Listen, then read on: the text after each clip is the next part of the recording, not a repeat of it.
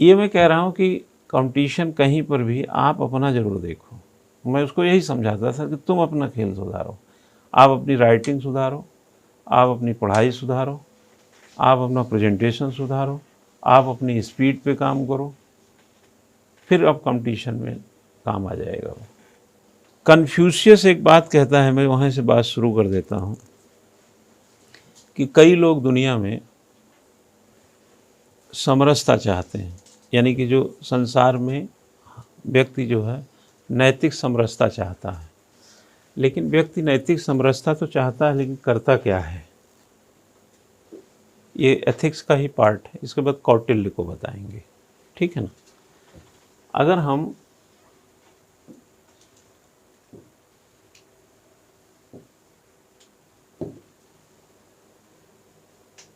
Confucius का नाम सुने हैं कि नहीं, पहले ये बताइए।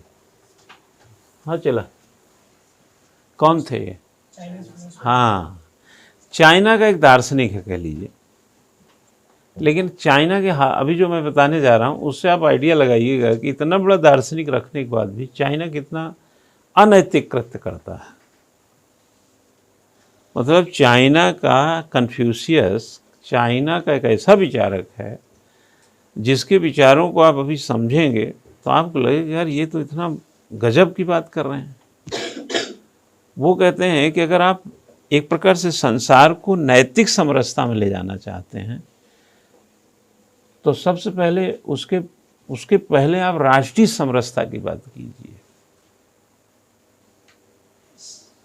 नैतिक समरसता अगर संसार में ले जा रहे हैं तो वही नैतिक समरसता आप अपने राष्ट्र में लाइए पहले।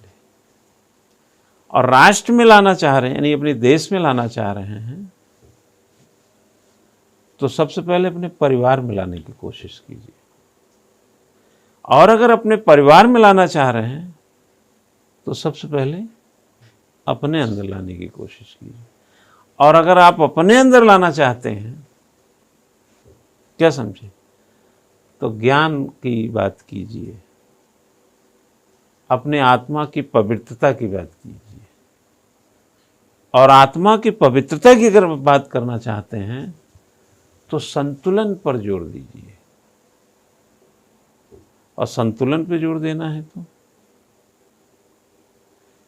ऐसे क्रम से ऐसा ऐसा समझाया है उसने कि आपको लास्ट में, जैसे लोग कहते हैं ना बड़ी बड़ी बातें तो करते हैं लेकिन कई छोटी बातें वो जानते नहीं हैं, बड़ी बात कर देते हैं। पहले तो जैसे कहते हैं ना गुड़ खाए गुलगुला से परहेज।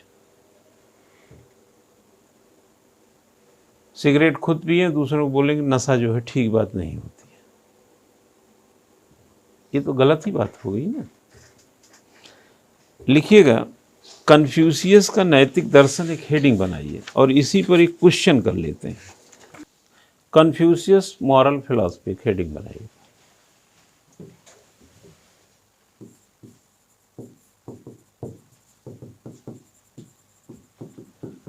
मॉरल फिलॉसफी, कन्फ्यूशियस का नैतिक दर्शन इसको बोलते हैं। इस पर कभी टिप्पणी आप देखेंगे सिविल सर्विसेज पीसेस वगैरह में तो ये सपोर्ट भी लेता है, कभी कभी नाम से ही पूछा गया है। ये कभी कभी एक सपोर्ट डिवाइस के रूप में होता है ना, विचारों को स्ट्रॉन्ग करने में। तो इसमें लिखिएगा कि इसने क्या काम किया है। जैसे हम गुड गवर्नेंस की बात करें तो जिसने भी बात कही है ये गुड गवर्नेंस को ही अपील करती है, ठीक है। और अगर बात करें सद्गुण, जैसे हम बोलते रहते हैं ना, सद्गुण, सद्गुण देखो बच्चा, सद्गुण का सबसे पहला लक्षण यह है कि आप में परिवर्तन हुआ है कि नहीं। सद्गुण का पहला लक्षण यह नहीं है कि दूसरों में परिवर्तन हुआ कि नहीं, आप में परिवर्तन हुआ कि नहीं। जैसे आप गाली देते हैं, आप तो परिवर्तन नहीं, दूसरों की गाली आपको खराब लगती है, तो आप में परिवर्तन हुआ है तो तब तो आप सद्गुण की बात कीजिए। या और सद्गुण क्या है? सद्गुण बिना ज्ञान के, बिना, इसीलिए कहा गया कि आप दुरुस्त कब कहलाएंगे। आप किसी चीज़ से परफेक्ट हैं, परसेप्शन आपका सही है, परफेक्शन सही है, यानी आप दुरुस्त हैं, कब कहलाएंगे। बिना मेच्योर नॉलेज के संभव नहीं है दुरुस्ती। अगर आप मैच्योरिटी है आपके अंदर, नॉलेज में मैच्योरिटी आ गई, क्योंकि नॉलेज क्या होता है कि वो बहुत छटक छटक के चलता है, मतलब पकड़िए तो फिसल जाता है। जैसे सांप को पकड़ने का एक ढंग होता है कि पकड़ भी लिया और काट भी नहीं पाया, तो वो मैच्योर लोग का ही काम है, उस क्षेत्र का जो ज्ञान होगा जिसको, हम लोग तो समझ नहीं पाएंगे। ठीक है। The great Chinese philosopher Confucius made an important contribution in the field of virtue, सद्गुण होता है virtue, and good governance and politics. महान चीनी दार्शनिक कन्फ्यूशियस ने सद्गुण और सुशासन तथा राजनीति के क्षेत्र में महत्वपूर्ण योगदान दिया। ठीक है, मैं 2 योगदान की चर्चा करने चल रहा हूं, इसमें 2 कंट्रीब्यूशन की बात करूंगा मैं। उस 2 कंट्रीब्यूशन से आपको आइडिया आ जाएगा कि कन्फ्यूशियस के बारे में आपको क्या जानना है और कितनों की ज़रूरत है। तो लिखिएगा, he considered a virtuous life the basis of all things. सदाचारपूर्ण जीवन को सभी बातों का आधार माना। एक तो ये कहा उसने। दूसरा लिखो, he considered the foundation of good governance to be based on morality. To be based on morality, अच्छे शासन की नींव नैतिकता पर आधारित माना। उन्होंने क्या किया? अच्छे शासन का जो आधार था वो नैतिकता पर आधारित माना। ठीक है। आजकल हम लोग क्या चर्चा करते रहते हैं? गुड गवर्नेंस ना। जो हमारी सरकार है या जो पब्लिक है या देश है, सबकी कुल मिला के चिंता कहाँ चली जाती है? गुड गवर्नेंस की ओर। ठीक है ना। और उस गुड गवर्नेंस को हम किससे हासिल कर रहे हैं? साम दाम दंड भेद। जबकि कन्फ्यूशियस की अगर बात करें तो किस पे बेस्ड होना चाहिए? वो मोरलिटी पर, है ना। अब चूंकि साम दाम दंड भेद, अब गवर्नेंस कोई राष्ट्र दोहन का ही विषय तो रहा नहीं। अगर आपको तेल ना मिले, प्याज ना मिले, सरसों का तेल ना मिले, तो आप तो हल्ला करेंगे। तो 65% खाने वाला तेल तो विदेश से आता है, हैं? क्यों? आप देखेंगे तो 83-84% पेट्रोलियम पदार्थ तो आप बाहर से मंगाते हैं। अब किसके साथ कैसी पटरी खाएगी, किसकी दुश्मनी से कहाँ पे हमारी कनेक्टिविटी बनेगी, तो देश चलाना तो अपने आप में एक मोरालिटी का विषय है। अपने पे सुधार करो। आप सोचे कि इनकी राइटिंग कम अच्छी है इसलिए आपको नंबर ज़्यादा मिल जाए, तो आप गलत दिशा में सुधार में लगे। आप अपनी लिखावट को दुरुस्त करो। दूसरों की कमियों से आप अपनी सफलता मत खोजो, बल्कि अपनी मजबूती से अपनी सफलता खोजो। ये ज़्यादा फायदे का धंधा रहेगा, क्योंकि जब कभी मजबूती की ज़रूरत पड़ेगी तो आप तो मजबूत हैं ही, लेकिन कहीं कमी नहीं मिली तो तब तो आप कम पड़ जाएंगे ना। तो वो दरअसल सुधार आदमी की ओर ही ले जा रहे हैं। भाई आईएएस वगैरह कौन बनता है यार? कोई आईएएस हो, बिजनेसमैन हो, टीचर हो, कोचिंग चलाता हो, कोई भी XYZ, कौन है? इंसान है। जैसे आपका अपना शरीर को स्वस्थ रखना क्या है? एक that is your moral duty. अपनी फैमिली की चिंता करना क्या है आपके लिए? ये आपकी एक मॉरल ड्यूटी है कि नहीं है?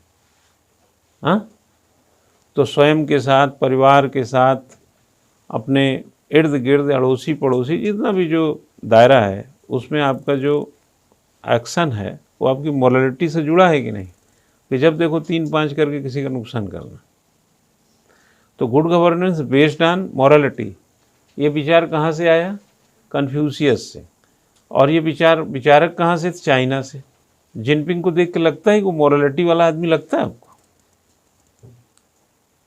जब देखो ताइवान को रगड़ देंगे, तिब्बत को कब्जा कर लिया, दक्षिण चीन सागर पे आपकी बपौती है, मोनोपोली है। हाँ, दुनिया के सारे देश आपके दुश्मन हैं, सीमा से लगे सारे देश आपके दुश्मन हैं। उत्तर कोरिया को छोड़ दीजिए, सब उसके दुश्मन ही तो हैं। हाँ, ये कर दें, वो कर दें, मतलब एक प्रकार से दुनिया में हमारा वर्चस्व रहे, मतलब दुनिया में हम रहें।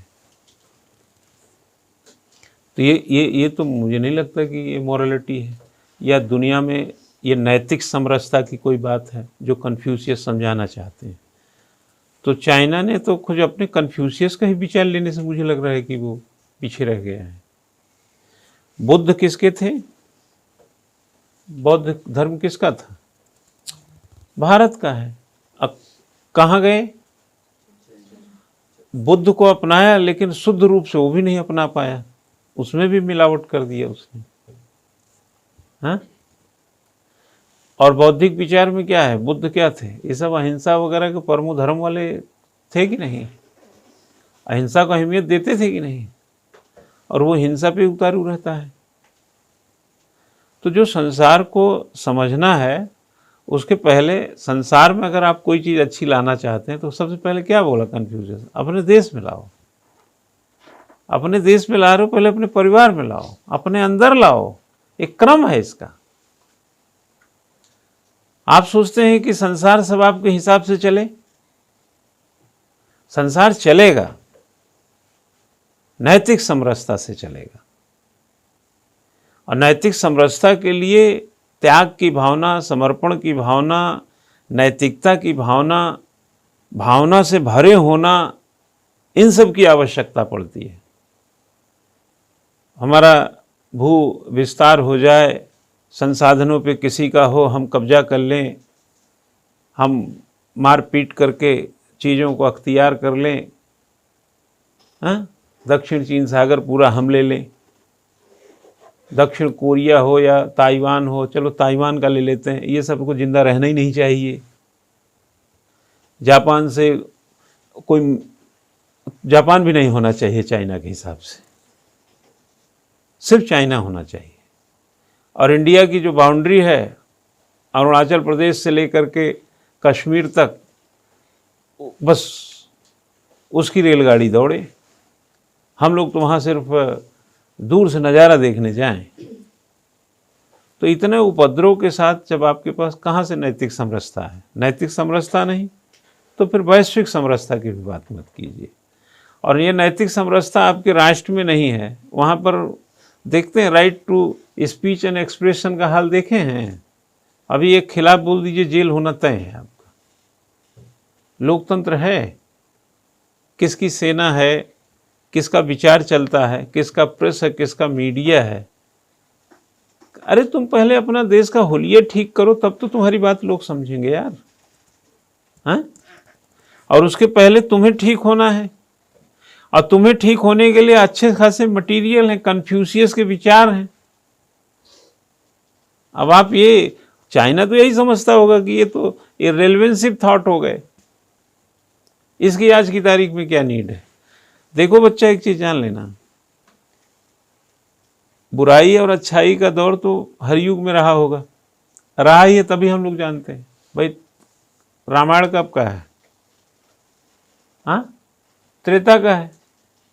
और महाभारत द्वापर का है। तो 2 युग तो यहीं खत्म कर दिए हम लोग। और आपने देखे होंगे अच्छाई बुराई दोनों थी कि नहीं। और कलयुग में अच्छाई खोजना पड़ता है टार्च लेके, बुराइयों का अंबार लगा हुआ है। तो कन्फ्यूशियस तो खैर इतने पुराने नहीं हैं, लेकिन जो उनकी वैचारिकी है आज के दौर में, जहाँ मॉरल गवर्नेंस की बात की जाए, गुड गवर्नेंस की बात की जाए, वहाँ पर आपसे क्यों सिलेबस में या क्यों आप इसको मुख्य परीक्षा की कॉपी में इस्तेमाल करेंगे? क्यों लिखेंगे कन्फ्यूशियस के विचारों को? कि जिस गुड गवर्नेंस की खोज आप कर रहे हैं, जिस सद्गुणों की फिराक में आप भटक रहे हैं, उसमें करप्शन लेस होगा, नहीं होगा करप्शन, उसमें दबंगई नहीं होगी, गुंडई नहीं होगी, एकाधिकार नहीं होगा, यानी जो होगा वो मोरालिटी से परे नहीं होगा, मोरालिटी से बधा होगा। तो अच्छी बात हुई ना। तो ये बात बताने के लिए किसी का सपोर्ट तो लेना पड़ता है ना। आप किसकी बात सुनेंगे? भाई अगर मैं ये कहूँ कि मैं बहुत अच्छा आदमी हूँ, आप मानेंगे ही नहीं। बहुत अच्छा आदमी कहने वाला ही स्वयं को कह रहा है कि बहुत अच्छा आदमी है। इसलिए समकालीन लोगों के जो विचार होते हैं वो उतना प्रभावी नहीं होते हैं या उतना प्रभावित नहीं करते। गांधी जी जब अपने टाइम में थे तो उनके भी आलोचक थे। आलोचना जो होती है वो समकालीन लोग बहुत ज़्यादा करते हैं। हमेशा दूसरी जब पीढ़ी आती है तब आपके अच्छे विचारों से ही जब वो अवगत होगी तो वो तारतम्य दूसरे ढंग का बैठाती है। सरदार पटेल हो, जवाहरलाल नेहरू हो, अंबेडकर रहे हो, क्या अंबेडकर और गांधी के बीच में कोई ऐसा द्वंद्व नहीं चलता था, विवाद नहीं था? रहे हैं।